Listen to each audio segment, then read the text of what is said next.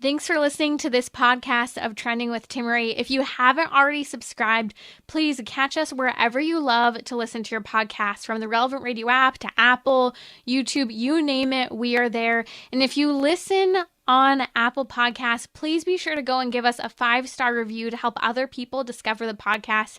Anything you share in terms of episodes, whether it's texting it to a friend, posting on social media, helps to build up the kingdom for God, to help confront the challenging issues we face as a culture, but with joy, with hope, and with an eternal perspective where our faith collides with everyday life, bringing eternal principles to help us live our life joyfully. So, what's trending? Bridging your Catholic faith with your everyday life. You're listening to Trending with Timmerie on Relevant Radio. The trending news is that I'm here and I haven't had the baby yet, and I'm not in labor per se yet. So here we are. Welcome to Trending. It's great to be with you. If we have any on-air news, I will let you know as we go along. To which family will say, "You didn't call me." And I'll say, "I was on air. I couldn't." Today's our weekly marriage hour on Trending, and we're going to dive into the topic of a lot of unrest in marriages right now around the holidays, and how this is a common theme, but one that we can hone in on a little bit and talk about how to pray for our marriages. Yesterday, we were talking about how to support and bolster our marriages, especially when things are falling apart. Even, in the seeming experience of already maybe you're at the point where you're expecting divorce papers this week. That's what one of you wrote into me and we talked about yesterday on Trending. But today we'll talk about the prayer side of marriage in these difficult moments. We'll talk about embracing sometimes that what may seem like a failing season, liturgical season, which often people talk about that with Lent. Right now, some people are experiencing that with Advent and the anticipation of Christmas. Joining me today on Trending is Helen Alvare. She has her latest book that's out on religious freedom after the sexual revolution, a Catholic guide. She's a professor of law at the Antonin Scalia Law School at George Mason University and works closely with the Holy See and the Vatican, really addressing a lot of issues from the perspective of feminism and sexuality, and where morality really meets the rubber when it comes to culture. Today we're going to talk about feminism and its impact on the idea of a marriage being something that's permanent, and also how feminism is impacting dating and relationships today. Helen Alvare, welcome back to Trending. It's great to be here with you. Thank you for having me, and congratulations on the baby. I did not realize you were so close. Thank you. Any day, any moment. It seems as if we're getting closer and closer. That's great. I want to talk about feminism's impact on dating relationships today. We're in this season right before Christmas, and often people find themselves feeling more single than ever before. And I think it's a good time to sometimes reevaluate what's going on in our lives.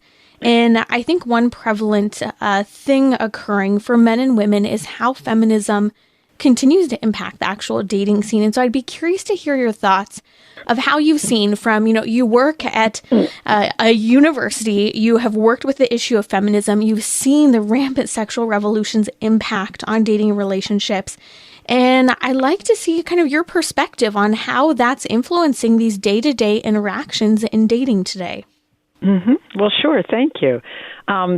Being a professor, first, of course, I have to make some distinctions. And I think people know that none of us, Catholics, John Paul II and his successors, would ever, say was a problematic kind of cause for women that saw women as equal in dignity, even as they're different from men, we would never disagree with the idea that women deserve human rights on the grounds of being human.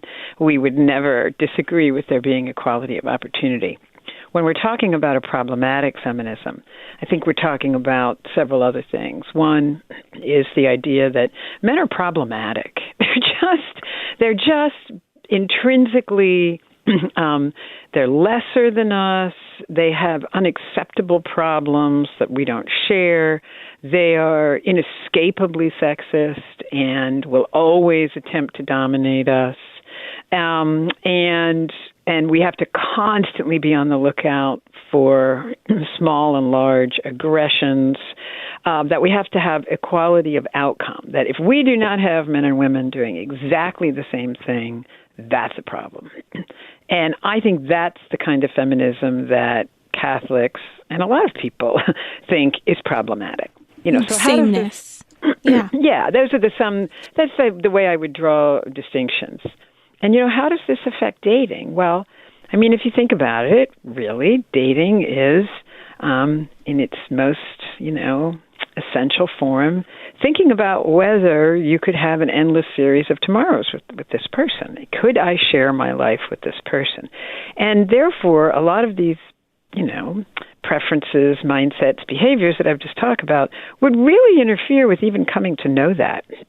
People have to have an idea that the opposite sex might be different, but there's something really terrific about them. I mean, I always laugh after my husband and I had sons. I said to him, if there was a way to have your kids before I met you and understand why all the things I love about you are the things I love about you because they're so cool in our sons, that would have been really great. It's like, this is not working out logically. But you see these traits of boys when you're a mother that just, win your heart. And you realize that these are also the traits of your husband and men generally. You have to have a disposition that says, yeah, they're different, but that otherness, that thing I have to bridge to, is a positive thing. It's a beautiful thing. You also have to have the idea, that instead of being sort of jealous of your own prerogatives and always watching for whether you're being trampled on or dominated, I think the better view is, each person is a gifted giver. And we have to interrelate with one another to capacitate each person. So I want to capacitate, my husband to be all that he could be and to give what he's supposed to give, and vice versa. It has to be a relationship of abundance and mutual giving as opposed to like suspicion and fear of domination. It's an interesting point. And I think you have to be that open to marriage. Sorry, go ahead. That point in particular, I think, is important because I think that jealousy, that competition about my initiatives and my accomplishments and my achievements, I see it happening a lot in before a dating relationship could even happen, where someone's just bragging and there's a potential person that they could be dating or that she could be dating. And I'm just saying, oh my goodness, you sound so prideful. And you're not hearing kind of what other people are achieving or how other people might have an important career or important value to what you're doing today. And it's like that feminist mindset that is good to be a go-getter, right? But wrong when it becomes so braggadocious and about myself that no one else has value. Yeah, and I mean, there's a wonderful letter. I can't encourage people enough to read it. The Irish bishops put it out years ago. You can find it online. It's called Love is for Life. And they said, basically, and I have taken this to heart and written further on it, that, when we talk about relationships, sex, marriage, parenting, it's really an application of the Good Samaritan to those relationships. So dating has to have every bit as much of social justice mindset as care for the poor, care for the immigrant. You are making decisions with regard to someone who's very sensitive. In a romantic partner situation, people are very aware of things, and their feelings are so deeply involved. And you have to treat them with kindness, generosity, care, listening, all the things you would give to a stranger in a social justice environment. Why aren't we doing that to someone we're dating? It's just another form of love and care in the context of a possibly romantic relationship. Can you expand upon that a little bit? Because I think the words social justice have become such buzzwords in the current culture. And you're coming at it from the perspective of the church. You worked for and in the church for many years, being a champion of true, authentic social justice. So what does that look like in the context of dating and respect for the otherness in terms of maleness and femaleness? So, social justice, if you read the best ever encyclical on it, Deus Caritas Est, by Pope Benedict, and it's called Personal Legislation, a motu proprio, called At the Service of Charity. I really recommend these to people, and they're not too long. Basically, we understand that, and this seems so weird, we have a God whose whole point is loving us and wanting us to love him and one another, okay? And we see, in the Good Samaritan story, we see it applied to someone who is sick. What is that love? He says that the pinnacle of all love, the way that God loves us and we're supposed to love him, is like a husband and wife love each other and a parent loves a child. is how we're supposed to imagine he loves us. It's why he calls himself the bridegroom. And he also says we're supposed to love one another like the Good Samaritan. What does that love look like? Well, it looks like you put the other person at the center of the universe, not just yourself. And sometimes in romantic love in particular, it's the first time you've ever thought, I'm not the only person at the center of the universe. You are too. I can't live without you. Oh my God, how did you get to the center of things, you know? And you have to realize that the way you treat them, the decisions that you make, you know, whether you have sex outside of marriage or you wait until you are committed in marriage, whether you stay married, whether you're faithful in marriage, whether you have a child inside or outside of marriage, whether you stay together and take care of that child, whether you keep the child, whether you abort the child. We think about social justice as how we treat other people in fairness and love and respect for their dignity. Well, can you think of any decisions that 100% of people will be called to make in their life that will affect more people indelibly, probably for the rest of their life, really deeply? The family is a society. We do justice in the family. We love rightly. And all of these particular decisions, just because they are sex, marriage, and parenting, that's not something separate from social justice. That's social justice decisions in the first society where, in fact, children learn what social justice is.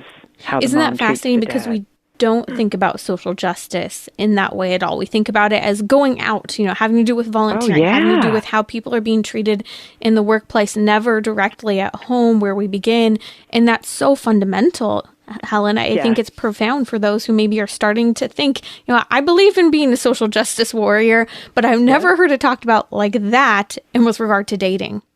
And I mean, many of us will have the opportunity to do some social justice. My parish is collecting $100,000 for a man who's in desperate medical need. Social justice, sacrifice people. It's Christmas. Maybe you have a chance to take in a refugee from Afghanistan. Maybe at the Catholic Worker you have a chance to work. We all have some chances of that, and some few people get to devote their whole life to doing that, and we support them. But for 100% of people, the most important and again, indelibly other affecting social justice we have are these decisions, whether we're going to love someone faithfully, whether we're going to let the child live or have an abortion, whether we're going to give that child care for their whole life.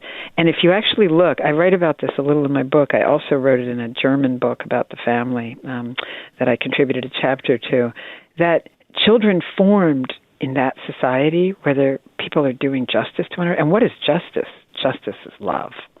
Pope Benedict says, do not separate out justice from love. Justice and love, he said, is giving every person that look of love they crave. Everyone, they're due it. Anyone who comes across your path, beginning in your family. It's giving them what they're due, what they have the right to begin with. They have a right to. Yes. Yeah, and I think that's so profound. If you're wanting to pick up Helen Alvaré's latest book, it's Religious Freedom After the Sexual Revolution, a Catholic Guide. Can you give us a little bit of a snapshot of how religious freedom ties into the sexual revolution? Yes. So right now, the biggest pressure on Catholic institutions is from the state's sexual orthodoxy, which says sex, marriage, and parenting have nothing to do with one another. Sex is for the moment. It doesn't point to tomorrow, not to kids, not to commitment, not to marriage. And people have a right to determine their own sexual identity, transgenderism. The state cannot prefer procreation or relationships where parents know their children. Therefore, they have to make same-sex marriage and opposite-sex marriage equal. The state is really cramming a lot of new sexual orthodoxy down the throats of every institution, including religious ones. I felt that the Catholic Church was doing, telling them we can't violate our rules, but I thought we actually were kind of losing the war while we're winning some of these religious freedom games because we're not actually speaking to the public in these controversies. At the same time we're demanding religious freedom, that we want it for something that is beautiful. We want to continue to witness this, not because we have weird idiosyncratic rules or the bishop made me do it, but because it's a good witness and the entire public will benefit from it. That's the message I wanted them to give, and the book is kind of a blueprint for how to do that. To have those day-to-day conversations. And I think that's part of what I've always really appreciated about your work is that you come from the legal perspective, from the educational perspective, from the perspective of the church, but you relate it to where the culture actually is and where the conversation is happening on a cultural level as well. And this is why it's impacting the dating scene. This is why we see people who are not going on dates today, who are not getting married, or when they do, they're fizzling out very, very quickly. I mean, I've been hearing left and right over the last couple of weeks from people whose marriages have been struggling so profoundly in the first couple of years of a marriage. And it's because of this crisis of where you're talking about social justice being important to people, but not within the context of the home and the family first. Yeah, no, sometimes I remember my husband saying to me very early in the marriage, a friend was having a party and she said, I didn't get married, but I'm having a birthday party and I expect you all to spend the money I've spent on your weddings to come to my party. And my husband just looked at me and he goes, we don't have that kind of money. Are you actually going to do that? He goes, is that fair to us? Or is that just, you have this friendship and you want to do this? We've worked hard for that. I'm not sure we can do that, Helen. And he's, thinking, he's going, you got to think of us. You have to think of us in the long run. You're not single anymore. You can't run around to all your grad school friends whenever they call you. This being kind to the other the way you would be if it was a student, a patient, a client, a colleague, like the sort of kindness we keep demanding in the world. Sometimes, this is so cliche, but we do forget to show it at home. And he'd say to me, be as nice to me as you are to strangers sometimes, Helen. And that would hit home.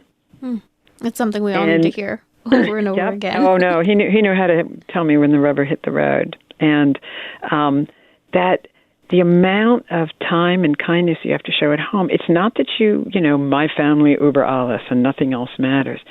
It's a training ground for then seeing other people as somebody's child. I mean, this is the great thing about children, right? First, it's like mine, mine, mine, don't touch them.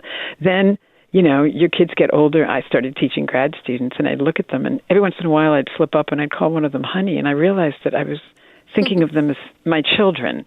And then you realize that everybody's somebody's child. The family is the training ground for what is owed to other people. And for loving them in a very attentive way. And if children see that, they can give it to other people. So there's so much writing about that. There was a peace activist I used. Her name was Elise Boulding, Boulding. She wrote a book called One Small Plot of Heaven about the role of the family for building peace. The man who invented the Head Start program wrote about it.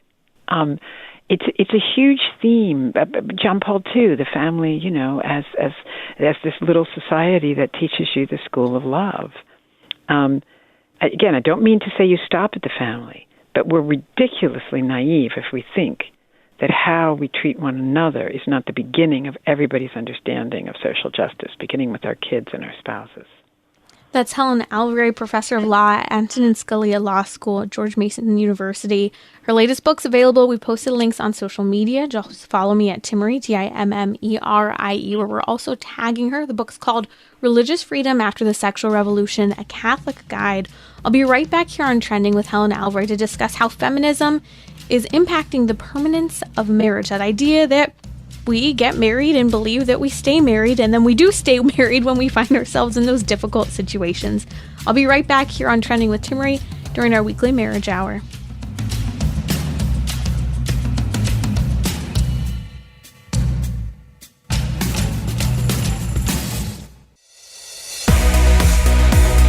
You're listening to Trending with Timmerie, where you can discuss what matters most to you. Join the conversation, 888-914-9149.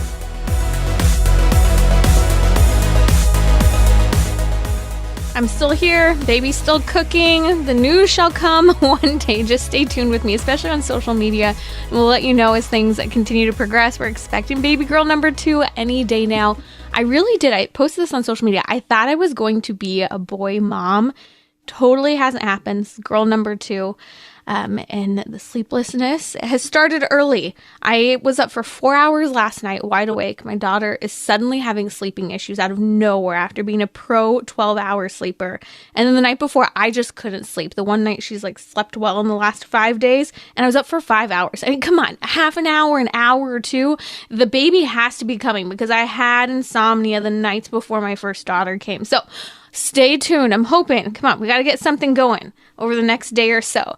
But while we're here on our weekly marriage hour on Trending, I want to talk about feminism's impact on the idea that marriage is permanent, till death do us part. I'm seeing a lot of people, even in the Catholic world, no surprise, we have this 50% divorce rate of those people who are actually getting divorced, and it continues to be a trend even among Catholics in many ways.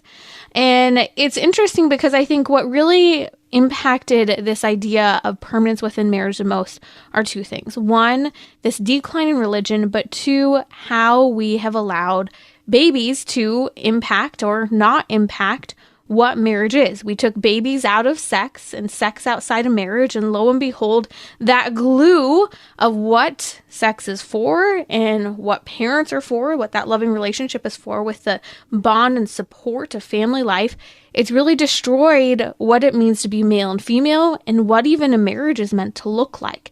And so joining me today on Trending is Helen Alvare. She's a professor of law at the Antonin Scalia Law School at George Mason University, and she wrote the recent book that just came out over the last couple of months, Religious Freedom After the Sexual Revolution, A Catholic Guide. You can find it now available where books are sold. Helen, let's talk about the permanence of marriage and how feminism has completely obliterated this. Why do you think that is, and what has had the largest impact on the idea that has always been a part of marriage in most all cultures and civilizations, that marriage is permanent? You get married and you stay married. So a couple of things. First, I want to give people a little heart and hope that several of the data points are interesting now. First, people who actually practice their faith are a lot less likely to get divorced. And that's been true for a while, and they're really outliers now. Second, people who don't cohabit before they get married have really improved their odds. The other thing is people who are fortunate enough to have, finished school, graduated college, they really have lower divorce rates than others. They tend to get married a little later, getting married before 20. We don't want to frighten people. It can happen. It can succeed, but it is a risk factor generally. So, people who are religious, they do well, and they stay married more often, and it's, and it's way above the 50% rate, and we're glad for that. However, the whole idea about marriage, my gosh, has it shifted? Several things have happened. First, the idea that marriage is per se oppressive to women, that somehow it immediately shoves them into a particular kind of role, and it cabins them. It's got givens. It's got presumptions about how you're supposed to behave. And hey, we all want to be our own person and break all the stereotypes and play outside the sandbox when, marriage just restricts you. So that's been a first problem. Another problem is that instead of thinking of marriage as, most people's vocation, which will involve a little, self-discipline and self-sacrifice and make room for the other, we've come to see marriage more. And the guys who talk about this really well are Brad Wilcox and the other writers at the Institute for Family Studies online. We've come to see marriage more as a capstone, not as a growing together. You wait until you have all your stuff together. You've graduated school. You got the job of your dreams. You've traveled with your friends. You've posted all the great pictures on Instagram about it. And now you're ready to settle down. As opposed to, I'm looking for someone to share my life with, to have children with, together, to take care of one another, and then the two of us together to look to this third thing together, which ends up being super glue, that is, instead of looking just to myself or just to you, we now have a third thing that we do together that ends up being the most important thing we ever do, which is taking care of these children that we've made. So the other problem, of course, is that now 70%, actually it's probably a little more than that, of all marriages are preceded by cohabitation. Now, again, this is less likely among religious folks, but Catholics do it too. And cohabitation is after getting married, when you're a teenager, it's the next biggest predictor of divorce, which is ironic because, of course, the people who do it think that they're helping themselves by getting used to each other. But instead what happens is all the work that the couple would otherwise be doing to get to know one another and thinking about whether this is the right person and, thinking about their character and their quality of their love and do they have the quality of a good adult, a good parent, a good spouse. They've sort of fooled themselves that they're very, very close because they've had a sexual relationship before they've really gotten to know each other really well. And this leads them to mistakenly think that they're more united than they are. The famous sociological argument on this, and it really rings true. It's not a religious argument. It's just the major sociological read of cohabitation, is called Sliding, Not Deciding, by a guy named Scott Stanley, and you can find it online. And he says basically more and more couples are beginning their lives, sexual relationship, then they intertwine, their apartment, their house. They think they're more tied up than they are, but they're actually in an explicitly uncommitted relationship. They then kind of slide into marriage. Why? Well, we've lived together. I've given you the best part of my 20s. Everybody thinks we're going to get married. Hey, people will think I'm kind of yucky if I moved in with you and then you just leave me and I go live with someone else. What does that make me? Our parents think we're getting married. There's even New York Times articles about couples who have cohabited serially who have like split Spotify, Netflix, and Audible payments that they have with old cohabiting relationships because they intertwine themselves on these things. And then it's like, we should just get married. It's too hard. It's inertia. So the sliding, not deciding effect is one of the biggest threats to marriage. And now like 70% of people are doing it. Mm-hmm. People who never thought they would. That was something that maybe wasn't okay to them. Or right. I know for many women, what they didn't dream of. I think especially for girls, it's just isn't what I dreamed of. And for many men, it's just what became comfortable, right? And if you actually look at the data, the men, it's kind of like more of a continuation of dating. They don't think, this is trial marriage. And the women are thinking, we're on the marriage track. Mm-hmm. Yes, exactly. They always do. I want to come back to what you mentioned about a marriage as a capstone today instead of growing together. I think that's a really poignant statement because we tend to move on to the next capstone in our lives. Okay, I graduated high school. Boom, I'm doing college. Boom, graduate school. Okay, what after that? What post-grad work? And you could go on. And especially for women, it's difficult because there aren't conversations that we're having early on. I think really what should be had in high school, about the idea of things that impact marriage and make marriage difficult, such as student loan debt. And what if you want to be a mom, but you're married to a certain level of student loan debt now, and that's going to be really difficult. I cannot tell you, Timmerie, how many people criticize me for paying for my kids' college. And my reaction as a woman who's thinking about the family a good bit of every day was, if I could take my money and free them from debt and they can get married because of it, I'm good with that. I remember when we saw the college bills, my husband and I cried the first bill I saw. I was like, they can't be serious. This cannot be. I literally cried. And my wonderful, wonderful husband said to me, Helen, this isn't about money. It's about courage. He said we wanted to pay for their college. We want them to be free in their 20s. We're just going to have to figure out a way to do it. And I, just finished paying off pretty enormous loans, but there's nothing else I want to do with the money than make them free. People will complain they don't feel truly invested. And maybe particular kids, that would be true. But it's hard enough to make your way financially in this world, in a gig economy where more and more jobs are requiring more education. And for me, I can't tell you how many people had this knee-jerk reaction that, you should never have done that.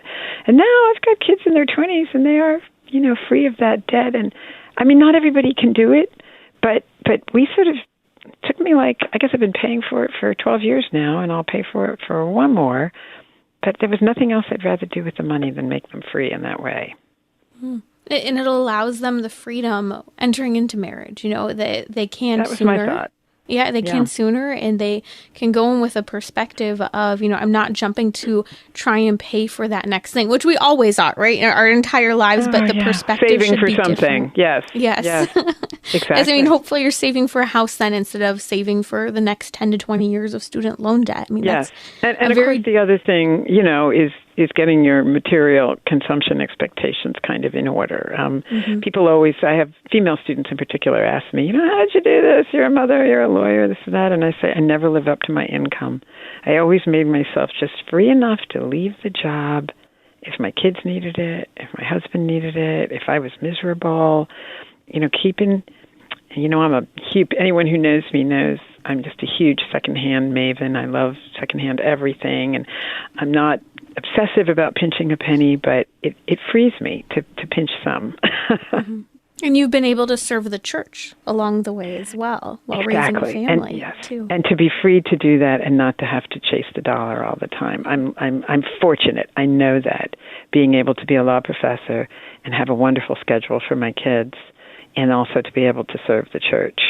And one of the things, again, I tell students early in your marriage, before you have kids, right away, and early in your career before you get married, pay your dues. And then when you're valuable to the employer, you say, you don't want to train up somebody new, right? You love me. I'm a mom. I like this place. I'll be good to you. You be good to me. And let's just get a little more flexibility in here, okay? And those were sort of, again, I'm not giving a prescription for all, but keeping money in its place and being a good employee so that when you need your flexibility, you might ask for it, are just some strategies. And I think those are important. It's ironic that we're talking about this when we're talking about the theme is how has feminism impacted the idea that marriage is meant to be permanent. Well, money does really impact that, but also our perspective of where we view ourselves, especially as women, within the context of contribution to marriage. And perhaps we're putting too high of a value of ourselves in terms of what we contribute financially or what we achieve that then contributes financially. And there's, a lot of debate among women, in 2 camps or 3 camps, however you want to split it, between the working mom and the non-working mom. And, even if you are working, wherever you're at, having that freedom, as you said, to never live dependent on the income, that's a choice to make so that you are free to be present to your family. And it's interesting because just in the last week, there are 2 young women that I know of who are, in those early years of marriage. And for the first time, they're having to say, oh, wow, here I am trying to be a stay-at-home mom, or at least, work part-time from home. And I'm having to have a budget. And it's really difficult. And I looked at one the other day, Helen, and I said, you know what? Going to the thrift store is a great thing. Because she said, there's so many things I need for my boys. And I said, the thrift store is great. They're wonderful things that last a long time. No, it's very, very true. And again, I realize that some people working on minimum wage, et cetera, they can't dream of staying home. It doesn't work for them. But for those who can, one of the things about feminism is that it promoted the idea that, again, the sameness thing, everybody out into the cubicle, everybody out into the workforce. The interesting data, and this data has been true for a long time. If you ask women what they want, the famous Canterbury Tales, the wife of Bath, what do women want? They want what they want. That's what they want. And if you ask women what they want, most women with children will say they'd like to work part-time or not at all. And there is always a number, like a third, who wants to work full-time. And if you ask about what makes a happy marriage, is it what some feminist strains have said, absolute dead equal everything, don't separate tasks by anything stereotypically sex-based, that she does this or he does that? Well, it kind of turns out that the marriages that do best are not the ones that have this strict 50-50. It's more of I would call it a mindset of abundance. Oh, you're so good at that. I love that. I think I can contribute this. It turned out my husband was better at laundry and I was better at the finances. But on the other hand, I really was good at cooking and he was really better at fixing stuff. So, some of the stuff was gender typical, some of it was not. It wasn't this 50-50, and it wasn't, I have to work this kind of job and make this kind of money. It turns out those are not the happiest marriages. The happiest are where the woman is doing what she really desires, and in most cases that's going to involve giving some preference to children where they're there. and she feels more at peace. Again, not every woman, but it does turn out it's an awful lot of them. And a lot of women who are in the career mindset have this pull, this tug and pull. And I think sometimes that's a responsibility of a family and especially of a husband to help her in reconciling and finding that balance, right? Of sometimes there's this, but there's also that you're desiring, that's okay. That's perfectly okay. Oh, and nowadays the number of women who, with the flexibility, with the different kinds of work that are available, with the remote work, you got to want to make it work. I mean, you've got to be a good worker. This is not, I used to say that motherhood taught me the drop and give me 50 lifestyle. Sure, I could have my summers at home and I'm a law professor. I'll be home for the next month. This is great. But when somebody needs something, it had to be done. When I had to publish for tenure, I had to get up at 4:45, and I wrote from 4:45 to 7 every morning, right? Why? So I could see my kids after school, right after school, right? And so it's and if I didn't get something done and the kids needed me and then I couldn't start it again till 10, it kind of taught me what I came to call the drop and give me 50 lifestyle. And it's a little brutal. It's not forever. I'm through it now. They're grown. But, you can have these things, this flexibility, to do your preference, which for a lot of women just do feel this tug to just give more time. Just time. Time becomes this great luxury to just be with them and listen in leisure, But it does require a kind of discipline and drop and give you 50 in the time when you're not doing that. And that's a little painful. And it can even be in simple things too, such as, my text messages. I had so many text messages coming in and important things that needed to be addressed. And my husband saying, you've got this, and this. I said, please just stop telling me. I told him at one point, the baby's awake for 2 more hours here and I can deal with that when she's gone to bed. And he's like, oh, you're right. It's true because those little things can distract us, but also the big important things such as making sure there's food on the table still. And frankly, you're a different generation than me. We were not, texting and emailing on our phones. To think about the kind of interruptions that I had at work. Yeah, I had a fax coming in the house. Those old, hot, curly faxes. They would come in, they would drop at your feet, these little round pieces of paper. I knew that, I could get a call. But what people your age who are just becoming parents have in the way of the phone, you can get, it's like any kind of discipline. You can stop smoking. You can stop eating too many sweets. You can stop looking at the phone all the time. But the expectations that are set for you all in your work regarding paying attention to your phone, that is a whole nother level of difficulty that I did not have.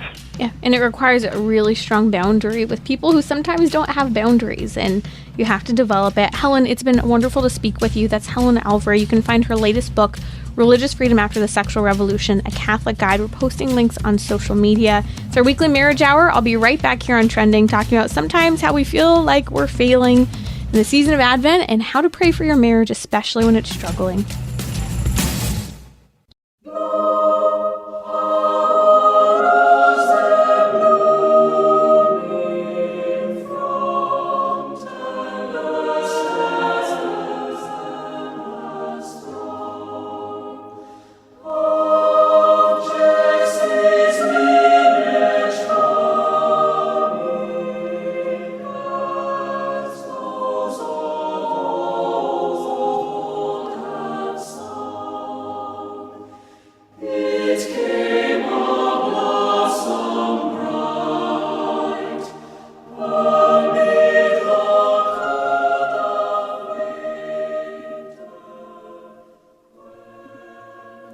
Lo, how a rose ere blooming. It's an Advent song. Happy Advent.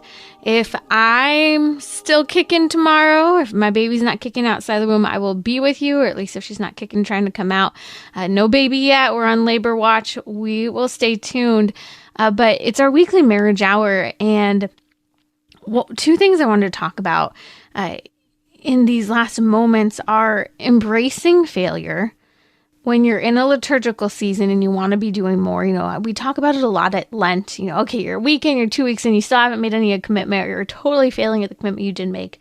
And we've talked a lot about Advent. It's my favorite liturgical season of the year, a very special time of anticipation, preparing for the coming of Christ at Christmas celebration, the final judgment, to receive him in the Eucharist. In so many ways we're preparing, or we're supposed to be preparing. But maybe you're hitting this point where you're like, I'm not doing all those Catholic things. I still haven't even done my Christmas shopping. Or if you're me, I'm sitting here going, I could have this baby tonight and I don't have any gifts wrapped, and I still have, all these things to do to prepare, and trying to figure out how exactly you're celebrating, especially if you're home, and all the things you're missing out on that could be fun, at least for me, because I'm like, I can't keep making plans. I'm tired. I've been having contractions, and it's easy to be so distracted from Advent and what Christmas is. And then it's easy to be distracted by all those things that we've turned this season into, all of the Christmas pageants for, nieces and nephews that we've had going on, what we can or can't commit to, the Christmas parties, for work, for wherever it might be. And then maybe you just really want to make it to Mass. I know my thing, yesterday and today, I just want to go to Mass, And I was up 4 hours in the middle of the night last night, 5 in the middle of the night before, and on it goes the last number of days. And you feel like you're maybe floating in life. So many things can happen, and you're seeing other people maybe posting on social media doing all of these great Catholic things, or you want to be putting the Advent wreath, together and lighting the Advent wreath and actually praying, but maybe you haven't even had a family meal. That's okay. Sometimes if we just aren't there and it's been difficult, that's okay. But it's also good to say, okay, I can make a resolution. I can stop today, or I can cancel some plans. Or, am I taking the time to pray? Have I actually hit a good prayer routine, or has the busyness of the season disrupted that? God is so happy to meet us where we're at. Yes, he asks for more, but he really does meet us where we are at. And this is why this season of Advent and Lent, you have this time of preparation, and a lot of focus is placed on penance. We've been talking a lot about confession this week. There is no better time. And I know I'm saying, hey, you may feel like a failure this week, but there's no better time than to try to plan a time to go to confession, to actually put it on your calendar, because all of those things that seem so important that sometimes we allow to become disordered in our lives and our vocations, and even in a liturgical season such as Advent and preparing for Christmas, all of those things should come into alignment when our conscience is in right alignment, when our conscience is clear, when we see our responsibilities, when we see our weaknesses, when we have the humility to acknowledge the wrong that we're doing and the good that we're called to, and to receive and be healed by the blood of the Lamb in the grace of the sacrament. So if you feel like you're floundering, you're failing, check in. Am I getting my morning and night prayer? Am I doing my examination of conscience? And have I made time to prepare for Christ by going to confession? Those 3 simple things: morning prayer, night prayer, and confession. You still have how many days? We've got 10 days till Christmas. 9 if you're really focused on Christmas Eve. It might be a little hard to get, to get into confession on Christmas Eve, but I know there are good priests out there who will still make the time. So make the appointment. If you have to call the parish office, find a church that has more confession times, but really pull back. Maybe just wake up 10 minutes earlier to pray in the morning. Or for me, I know the big thing is don't just leave my prayer until I'm getting into bed. Go and sit in the chair in my room and pray before I get into bed. If the day's been too busy and I've not quite carved out that night time routine that I'm supposed to be working through, that's my goal, but everything has been so busy and it doesn't necessarily happen in the timing or routine that is ideal or hoped for. You're listening to Trending with Timmerie here on Relevant Radio. It's our weekly marriage hour, and my heart goes out to so many people who have been writing in and calling and sharing about just how difficult marriage has been lately. And kind of like that same theme of maybe you feel like you're failing during Advent or failing going into Christmas. There's so many things that can weigh on us at any point during the year, but I think especially at Christmas, a time where we're supposed to be joyfully anticipating and celebrating the Christ child, we tend to be begrudgingly and resentfully spending more money than ever on Christmas presents, perhaps, or being overcommitted and tired and haggard, or feeling like, I've got to get the Christmas cookies made, or I want to participate in this particular Christmas event. There are so many things that can go on, and it can really pull on us individually and then pull on us within the context of marriage. You're also coming up on the end of the year, various deadlines that can happen, whether you're in college, you have finals, whether you're at work, all of these things that are happening. Maybe you're just thinking, I really want to get my tax return in, my last donation of the year in so that I have a bigger tax return. Not that that's the only reason you make donations, but there are so many things on that to-do list that you want to get done, and the days and the hours and the moments are ticking away with next to nothing available in terms of time or energy. And your marriage is struggling. You're busy with everything. Maybe you just feel numb. This is what I'm hearing from a lot of people. Maybe you even just feel like, I've done everything. I'm throwing in the towel. Whatever happens, happens in this marriage. And I want to talk about how we can pray for our marriage in this moment, because I think it's really important. First of all, are you praying for your marriage? Are you praying for your spouse? It's actually really easy to say no. And don't be embarrassed if you're not the only person who's saying no right now. But now's the time to start praying for your marriage. It could be as simple as, Mother Mary, I'm going to give my marriage to you, and I'm going to ask you, consecrate to you, and I'm going to ask you to intervene. Help me to be the wife I'm called to. Help my husband to be the husband that he is called to. Help me to be to meet the needs of my spouse. I find when I'm struggling the most within the context of marriage, I need to pause and pray, help me to meet my spouse's needs rather than expecting my spouse to meet my needs and make me happy at this moment.